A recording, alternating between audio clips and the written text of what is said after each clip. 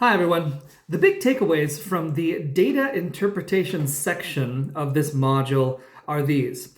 First big takeaway, before anything else, let's talk strategy for allocating study time in the days ahead. Know that these data interpretation questions contribute less to your total GRE score than the other GRE math questions. It turns out that there's only about one or two data interpretation questions in each of the quantitative sections of the GRE. That's one or two out of 12 or 15 total questions in each math section of the GRE. So data interpretation questions, this type of question, contributes very little to your overall GRE score. Therefore, I suggest you actually spend less time on these types of questions.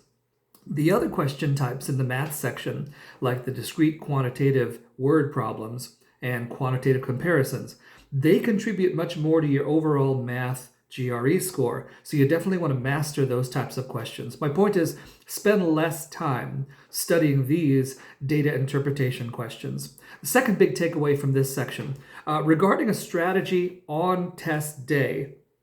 Now, as you get into these questions, on test day, if a data interpretation question looks time-consuming, and they tend to be time-consuming, you want to save it and come back to it later. This is on test day, a strategy.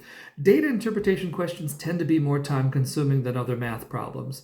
You're reading a graph, or you're reading a table, drawing information from that, and inferring an answer. So your strategy on test day is this.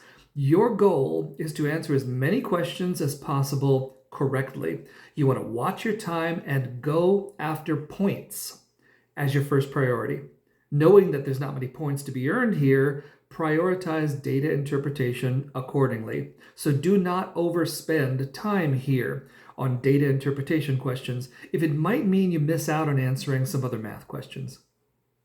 Next big takeaway, remember that rule number one, when you actually are solving a data interpretation question, is slow down. There's always a lot going on in data interpretation questions. There's charts, there's the questions, there's tables, there's graphs, diagrams, histograms.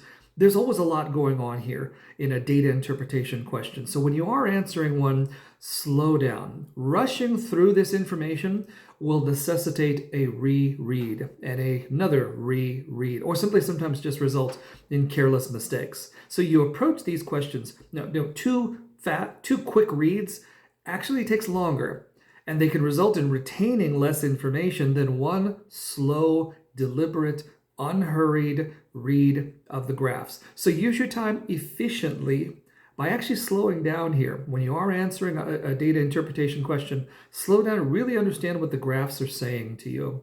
And lastly, last big takeaway, when you get to hard questions, tricky questions, in the data interpretation section, we'll always ask you to combine the data from two graphs.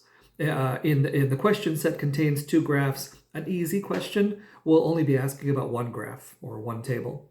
The tricky ones ask you to combine data from the two graphs, and that's what makes them tricky.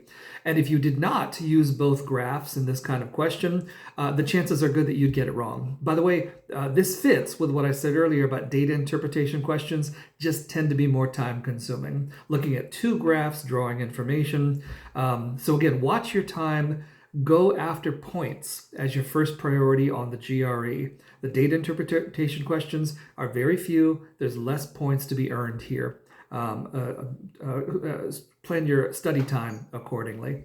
So the summary and the big takeaways from this data interpretation question section, spend less time on data interpretation questions. They contribute less to your overall GRE math score. Number two, on test day, if a data interpretation question looks time-consuming, save it and come back to it.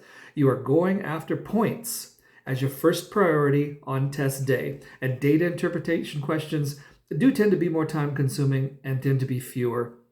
They contribute less to your overall score.